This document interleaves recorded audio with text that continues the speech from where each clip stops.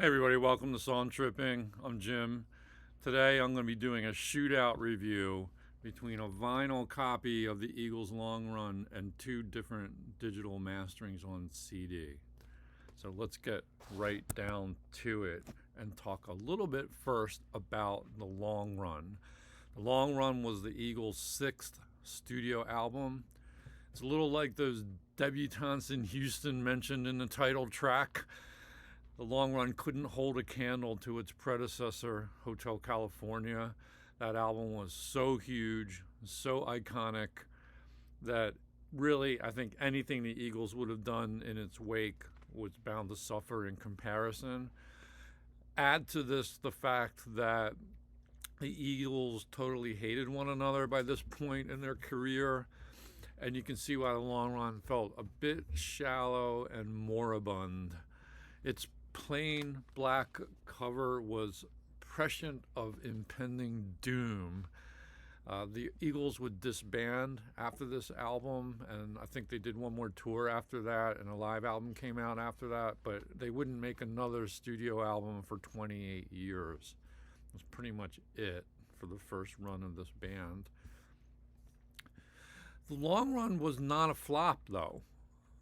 For a swan song, The Long Run was commercially successful. It topped the US charts for 9 weeks. It spawned 3 top 10 singles: Heartache Tonight, I Can't Tell You Why, and The Long Run. And much as listeners malign this record, it's really a very good sounding record. It's suffused with deep, warm, late 70s production values. The album came out in 79. Got that dampened, dry drum and bass groove sound, all those trademark Eagles harmonies, and that triple guitar mix, those sizzling, snarling guitar work from the triumvirate of Don Felder, Joe Walsh, and Glenn Frey. And underneath this polished finish, there's, lyrically speaking, in the songs, a world-weary snarkiness and cynicism, darkness that's in a lot of ways a continuation of themes that are broached in Hotel California. And by the time we reach the final track, The Sad Cafe, it's pretty clear that the band has reached a point of futility and fatalism that marks the end of the line. Now, I should say there's a lot of filler here on The Long Run. Songs like The Greeks Don't Want No Freaks and so forth. But that's just another indication that the band was running out of gas. And yet, even the filler songs on here, I feel like it has its place. The album feels like an album to me. It's cohesive. And I feel like it's an underappreciated album. Something's going on here that makes it far more than a throwaway. Anyway, I'm not here to validate the merits of The Long Run. You either like this album or you don't. I assume that if you're here watching this video, you probably have some interest in the album, you probably like it, and you want to know what's the best presentation of this album on record or CD. So let's proceed to the shootout. We have 3 main contenders. This is my original vinyl copy from 1979. I've had it since my teenage years. It actually was part of my introductory shipment of 13 albums for $1 from Columbia House Record Club. And it's a nice, clean pressing. And I'll get more into this shortly. It's not going to be the first one I review, but we're going to talk about it, and you'll be interested in the findings. So, one vinyl, and then 2 digital presentations. Okay. This is a CD of The Long Run that I found at a library sale just last week for $1. And I believe this is the Barry Diament mastering. On the label, it's marked pressed by PDO. And Barry Diament is not credited with mastering on this CD, but based on research that I've done online, I'm fairly certain that this is the Diament mastering. This was sort of the original CD that came out. We'll call it the OG CD. And then this CD I've had for quite a while. It's the 1999 Ted Jensen remaster. And it's I also listened to its streaming counterpart on TIDAL. That on TIDAL is marked as the 2013 Ted Jensen remaster. I don't believe that he actually remastered it in 2013. Correct me if I'm wrong in the comments below, but I think this was just a repackaging of the 1999 remaster when Rhino released the Eagles studio albums box set. I'm not certain of that, but I'm pretty sure. Now, notably absent from this shootout is the Mobile Fidelity hybrid SACD release, which just came out, I think, within the last year. I don't have that CD. I don't have the vinyl, and I can't review it. So if you think that that version sounds incredible or awful, let us know in the comments. I'd be curious to hear it. I probably won't get it, but if I do, maybe I'll make another video and update this shootout.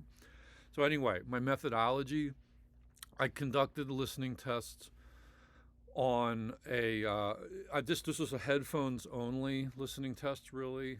I did listen to the CDs in the car too, so I might tack on a little coda here, but I listened through my Grado Prestige SR80E open back headphones, and the CDs were played on my Oppo DV970 HD deck, running through a vintage 1970s Marantz model 1040 in my living room, and the vinyl copy was played on a Technics SLQ200 direct drive turntable with a Grado Prestige black cartridge, and that was using the Marantz's built-in preamp.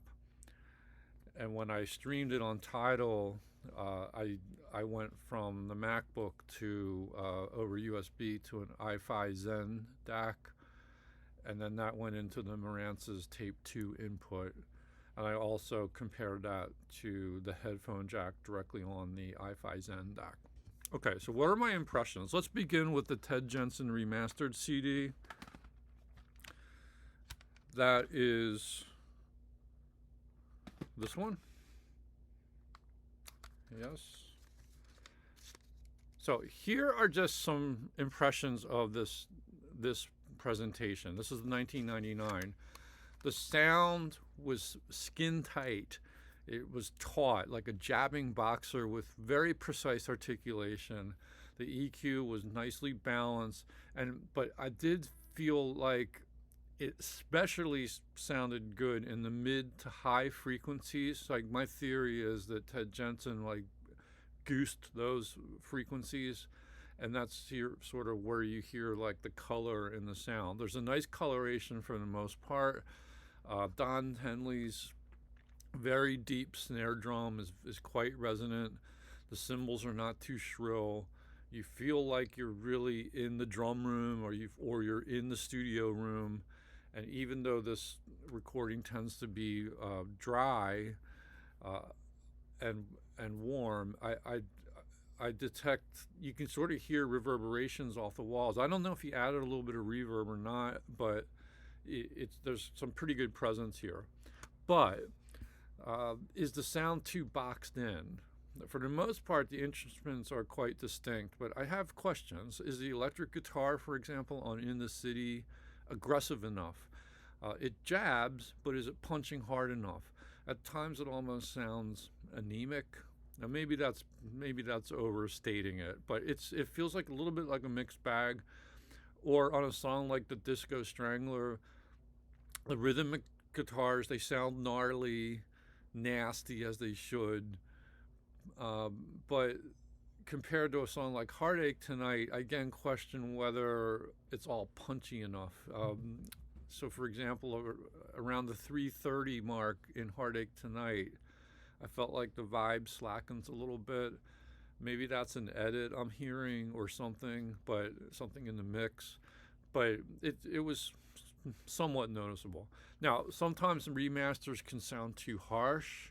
In this case, I would say the sound is clean, it's tight, but it's not too harsh, and that's a plus. But again, moments of lifelessness creep in as if the music is out of breath. A case in point would be the Sad Cafe. I thought that song sounded a little thin and lacking in some warmth. Okay, let's turn to the earlier CD. This is probably the Barry Diament master. And wow, the volume here on this CD is so much lower than the remaster. You really have to crank it up much higher to get any juice out of it. That boxy quality I mentioned before, you can hear that on this version too. It's probably just inherent to the master mix. And that being said, there's a nice balance to this mastering. I seem to notice the sort of the side instruments more, things like tom hits or percussion or piano or organ. The bass guitar on the Disco Strangler sounded quite good. The thump of the kick drum is deep and resonant. And I thought the bass EQ, once you get the volume up, the bass EQ sounded a little better perhaps on this mastering. The tonality of the bass guitar resonates more. And turning to their big single, Heartache Tonight, I thought this did sound a little punchier on this mastering, thankfully. But again, you got to put the volume up. A song like Those Shoes, it had that fat bottom end that you expect on a song like that. The tom drums were real thick and thuddy. And Don Henley's hi-hat is clear, but it's not shrill. And the more I listened, the more I did detect some differences from the Ted Jensen remaster. They became more pronounced. I liked the guitar tones a lot throughout the songs, nice crunch and ring. And the songs just felt a little more involving, perhaps. Now, let's turn to the OG vinyl. Here it's all warm, warm, warm. It's such a nice soundstage. The vinyl is quiet. Yes, that boxy quality is still there. No doubt that was a production choice in the mix. But the songs, the edges are softer on the vinyl presentation than either CD. And I even had to crank the volume more than the Barry Diament CD to get it in that right zone where I could hear things properly. On the title track, the bass sounded tonally proper, just right. The guitar mix was really balanced. The organ was nicely placed in the mix. Turning to I Can't Tell You Why, that great ballad, the bass sitting under that lathered electric piano, thick and warm and oozy, just like you want that ballad to sound. The Disco Strangler really stood out on vinyl. The bass sounded awesome.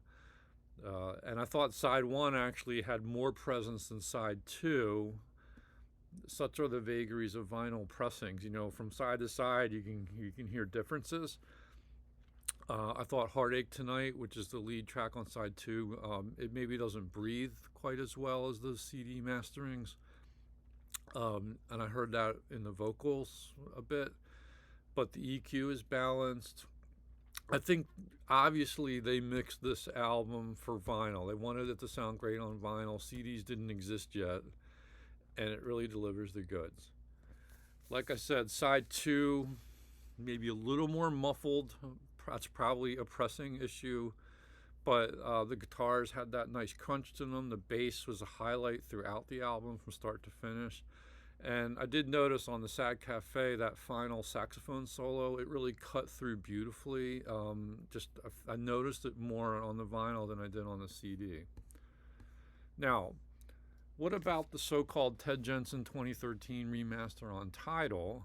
I listened to that through my Zendak, and on the first listen, I was majorly disappointed. I thought this shouldn't sound any different from the Ted Jensen CD that I started with, but it just sounded more digital, more brittle and thin. It was a big disappointment, and that the EQ didn't sound as pleasant. And maybe it was because I followed the vinyl that it suffered in comparison. I'm not sure. But the more I listened, things started to even out. So I thought In the City sounded okay. King of Hollywood, though, wasn't as warm or as full as the prior versions I listened to. I thought Heartache Tonight sounded kind of tinny. Those Shoes sounded not bad. The guitars on Teenage Jail were fine. The Greeks Don't Want No Freaks, it's acceptable. But then, when I listened directly off the iFi Zendax headphones jack, everything changed. The sound was so much better. And I'm wondering, maybe this is a signal path issue, like going into the Marantz's Tape 2 input. Maybe I'm losing something. But it just really sounded so much better. And the volume was better, the EQ was better. And it was like, really, ultimately, after I did that comparison, I realized I don't think there's really any difference between the TIDAL stream and that Ted Jensen CD when you account for those variations. So, winners and losers. Here's my winner. The album sounds tremendous on vinyl. If you can find a clean copy of the OG vinyl, you're really in for a sonic feast. It just sounds awesome. Everything we say about vinyl, warmth and everything, is borne out on this album. As for the CD versions, both are decent. But I might, it's close call, but I think I give the nod to the early reissue CD, the Barry Diament mastering. The EQ was, I think, better balanced, and at high volumes it approaches what you get on the vinyl. By contrast, if you tend to listen to your CDs at lower volumes, then you probably want to go with the Ted Jensen remaster. It's going to sound best. And if it surpasses the Barry Diament mastering or the vinyl in any categories, it would be volume and the precision of the articulation. And a few days before I did the headphone shootout, I listened to the Barry Diament mastering through my ELAC debut speakers, and I really, really enjoyed it. So I didn't do a close comparison through the speakers, but I can attest that the Barry Diament sounded great through speakers. As for the car listens, as an afterthought, I said, well, I was going to work, and I thought, well, let me listen to these in the car coming to and from work. And here, I really thought the Ted Jensen probably won the day. Like that 1999 remaster, cuts over the road noise. It just sounded nice and precise and full, and EQ sounded really good. And with the Barry Diament, I had to really, really turn up the volume to get something close to that. So in the final analysis, it's all good. All versions of this album, I think, are good enough. The distinctions are subtle. There's no real clunkers to stay away from. But for me, the vinyl takes the prize this time. It's my winner. Barry Diament and Ted Jensen, very close call, and it depends on your situation and how loud you listen to your system. Which version of the long run is your favorite? I'd be curious to hear. And any of you have the MoFi vinyl or SACD, please weigh in. And if you can compare it to other versions of the long run you've heard, share with us. We can find out even more about this, in my opinion, underrated album. Thanks for watching. If you liked the video, hit the like button. I hope you become a subscriber. Thanks so much.